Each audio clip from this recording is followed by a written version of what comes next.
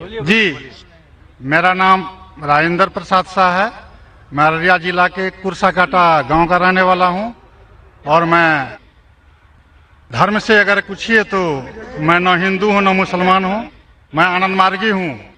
मैं भागवत धर्म को मानता हूं। इसलिए आजन मेरे मन में एक शंका है, जहां गीता कहती है धर्म संस्थापनार्थाय संभवामि जुगे जुगे, और मुसलमानों से सुनता हूं तो मोहम्मद इज द लास्ट पैगंबर।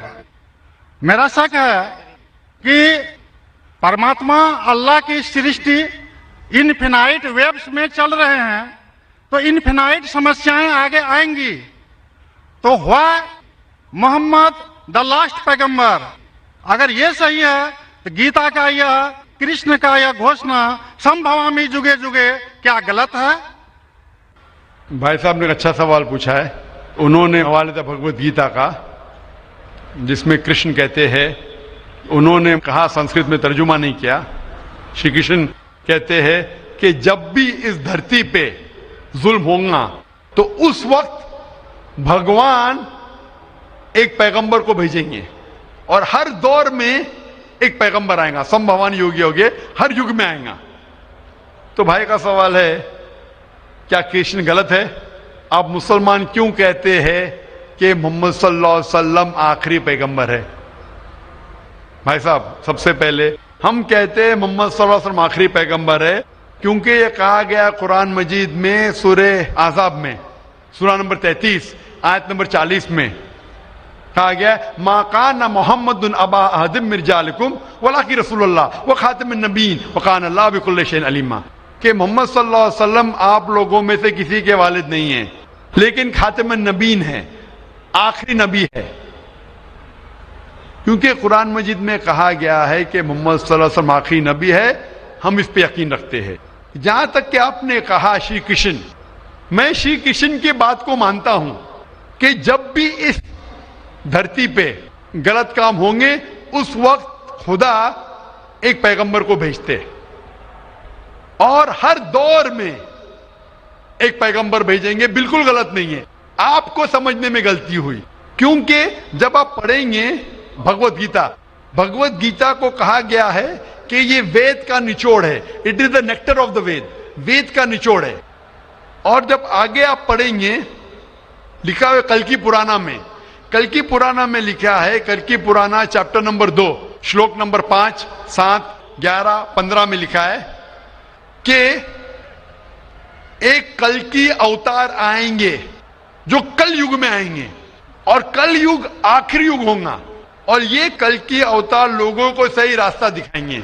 और ये कल की अवतार के वालिद का नाम है विष्णु यास, मतलब भगवान का नौकर। अरबी में अब्दुल्ला, जो नाम थे मोहम्मद सल्लल्लाहु अलैहि वसल्लम के वालिद का। उनके वालिदा का नाम होगा सुमति। सुमति मतलब अमन, शांति। अरबी में होगा आमिना, जो नाम था मोहम्मद सल्लल्लाहु अलैहि वसल्लम के वालिदा का नाम।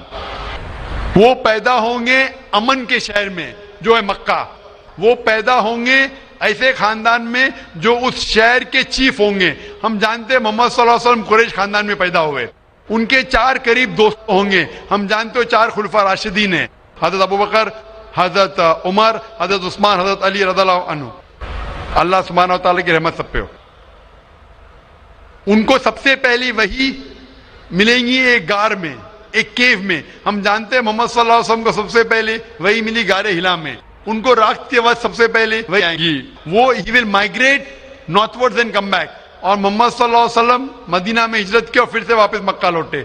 ये सारी निशानियां जो लिखी है कल के अवतार के बारे में, वो हूबहू उतरती है मोहम्मद सल्लल्लाहु अलैहि वसल्लम पे। हर युग में एक अवतार आएगा, आखिरी युग होगा कल युग। ये कल युग है भाई साहब, ये कल युग है।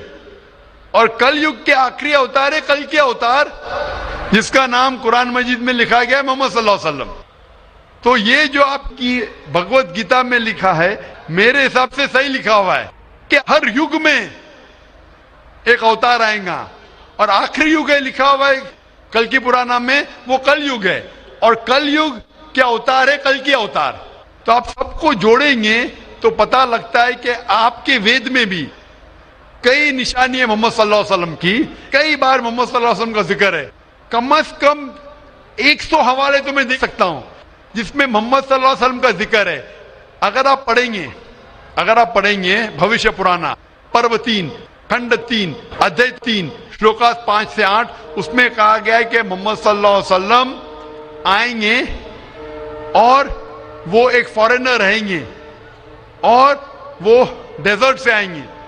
लिखा है भविष्य पुराना में पर्व 3 खंड 3 अध्याय 3 श्लोका 10 से 27 में मोहम्मद सल्लल्लाहु अलैहि वसल्लम का जिक्र है।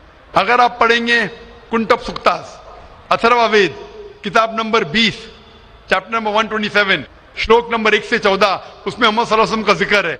मोहम्मद सल्लल्लाहु अलैहि वसल्लम का जिक्र कई जगह वेद के अंदर है, कई जगह पुराना में है।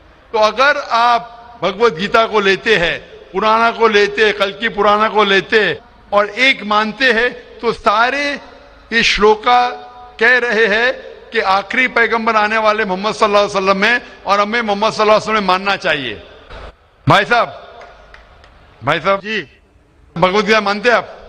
देखिए, मैं मानता किसी को नहीं हूँ। मैं तर्क के बौद्धिक स्तर पर जो मेरा लॉजिक एक्सेप्ट करता है उसी को मैं मानता हूँ। लेकिन आपने भगवत गीता का हवाला दिए क्या? नहीं, मानना का मतलब वो आंख बंद कर मानना, मैं आंख खोल कर मानता हूँ। तो आंख खोल के आप मानते क्या नहीं भगवत गीता को? बिल्कुल मानता हूँ। जो तो मानने भगवत गीता में लिखा है जो आने वाले आखिरी अवतार, जो पुराण कल्कि पुराना में लिखा हुआ है कल्कि अवतार, उसमें मानते हैं आप? ये पुराण की बात नहीं कर सकूंगा क्योंकि कुरान की बात नहीं, पुराना कल्कि पुराना पुराण में मैं कर रहा हूँ क्योंकि पुराण हाँ। पुराण के बारे में पुराणकार का जो कहना है कि अष्टादश व्यासस वचनम दुए पापाय पर पीड़नम पुण्याय पर हितनम। इसी तरह का है कि 18 पुराण का उद्देश्य है कि दूसरे को कष्ट देना पाप है और दूसरे का भलाई करना पुण्य है। मैंने कब बोला कि दूसरे को कष्ट दो और दूसरे के भलाई मत करो? मैं कह रहा हूँ इस आधार पर मैं कुरान में लिखे लगा दूसरे को कष्ट दो, कुरान में भी लिखे दूसरे को कष्ट मत दो, कुरान में भी लिखे दूसरे की मदद करो। तो इसके ऊपर बहस नहीं हो रही है, बहस हो रही है कल्कि पुराना पे, कल्कि अवतार पे। आप आखिरी पैगंबर में मानते हैं क्या नहीं, ये मैं पूछ रहा हूँ। मुझे कल्कि पुराण का अध्ययन नहीं है, कल्कि पुराण का अध्ययन नहीं है डॉक्टर साहब, मुझे कल्कि पुराण का अध्ययन नहीं है। तो आप अगर बुद्धि के ऊपर आप मानते हैं तो मेरी ये आपसे इल्तिजा रहेंगी कि कल्कि पुराना पढ़ो और ये जांच पड़ताल करो कि कल्कि अवतार कौन है और कल्कि अवतार की तहकीक करो। आप इंशाअल्लाह मोहम्मद सल्लल्लाहु अलैहि वसल्लम में मानेंगे। तो मेरी आपसे इल्तिजा है कि आप इस पे तहकीक करो कि आखिरी अवतार कौन है और इंशाअल्लाह आपको हिदायत देंगे अल्लाह ताला। डॉक्टर साहब, एक रिक्वेस्ट है आपसे, मेरे एक भाई को दूसरा सवाल पूछने के लिए दिया, एक छोटा सा सवाल पूछ सकता हूँ? एक छोटा, वेरी वेरी वेरी कीजिए। मुसलमान लोगों को जब कोई हिंदू मिलता है तो बोलते हैं उसका आदाब अर्ज, लेकिन किसी मुसलमान को बोलते हैं अस्सलाम वालेकुम। मुझे लगता है कि एक मुसलमान हिंदू और मुसलमान के बीच भेदभाव करता है, कृपया आप स्पष्ट कीजिए इसको। भाई साहब का सवाल है कि अगर कोई मुसलमान हिंदू से मिलता है तो आदाब अर्ज करता है, अगर कोई मुसलमान से मिलता है तो अस्सलाम वालेकुम कहता है, तो हिंदू मुसलमान में भेदभाव क्यों? भाई साहब, हिंदू मुसलमान में भेदभाव तो रहेगा, मैं आपके सवाल का जवाब दूंगा, क्योंकि हिंदू हिंदू है, मुस्लिम मुस्लिम है, लेकिन एक दूसरे का साथ देना चाहिए और एक दूसरे को समझना चाहिए। पहले भाई साहब जिसने सवाल किया था उन्होंने मुझे आदाब कहा तो मैंने उनसे कहा अस्सलाम वालेकुम, कहा कि नहीं? जी जी जी, कहा ना। हिंदू ने मुझसे क्या कहा, आदाब कहा कि नहीं? मैंने उनसे सलाम कहा कि नहीं? जी मैं गौर किया था। गौर किया, माशाअल्लाह। लेकिन तो गौर किया तो कहा क्यों नहीं कि आपने ऐसा नहीं कहा? वो हिंदू भाई ने मुझे आदाब कहा। डॉक्टर साहब, जी हाँ, you are not only one Musliman, I see lakhs of Musliman, but this quality find only in you. Only in me, माशाअल्लाह, only in you. भाई साहब कह रहे कि वो खुद मुसलमान को जानते, सिर्फ मुझ में देखा कि मैंने सलाम कहा। जी, इसकी वजह ये है क्योंकि उलमा में इख्तिलाफ है कि आप गैर मुसलमान को सलाम कर सकते हैं क्या नहीं। पहला ये जान ले अस्सलामु अलैकुम की मानी क्या है। अस्सलामु अलैकुम की मानी है कि आप पे सलामती हो।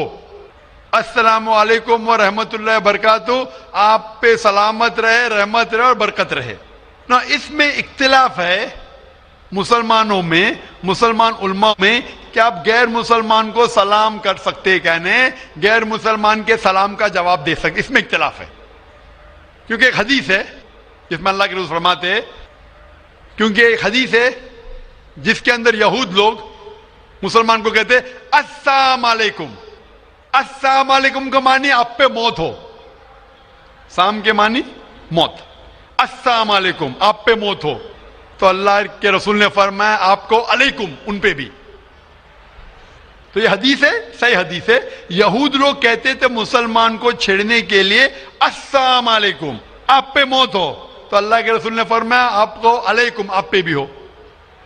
तो इसकी वजह से इख्तिलाफ, और कई हदीसें हैं, मैं ज्यादा बहस में नहीं जाना चाहूंगा, लेकिन यह कहना चाहूंगा कि कुछ उलमा यह भी कहते हैं कि आप अस्सलाम वालेकुम कह सकते, क्योंकि कुरान मजीद की एक आयत है सूरह निसा में, सूरह नंबर 4 आयत नंबर 86 इसमें कहा है अगर कोई आपको ग्रीट करता है, अगर कोई ग्रीट करता है तो आप और बेहतरीन तरीके से ग्रीट करो।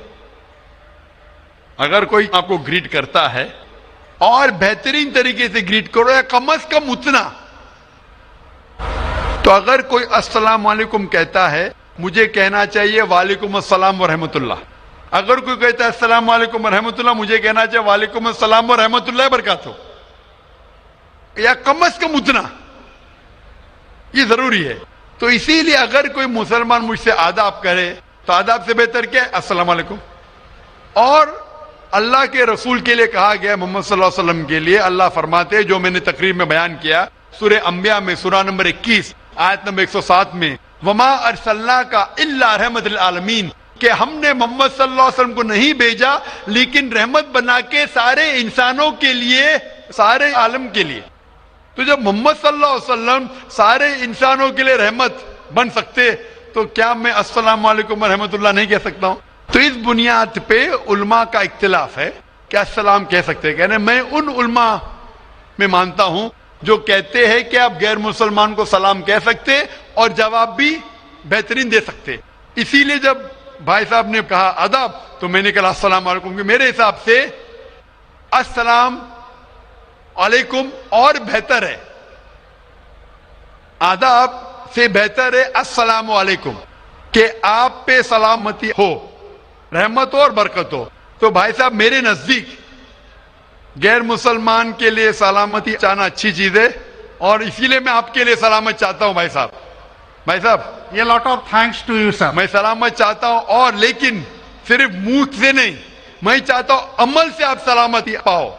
इसीलिए मैं कहता हूं कि तहकीक करो कल के अवतार के बारे में, आखिरी पैगंबर के बारे में, मोहम्मद सल्लल्लाहु अलैहि वसल्लम के बारे में, तो आपको सलामती इस दुनिया में रहेंगे और आखिरत में भी इंशाअल्लाह।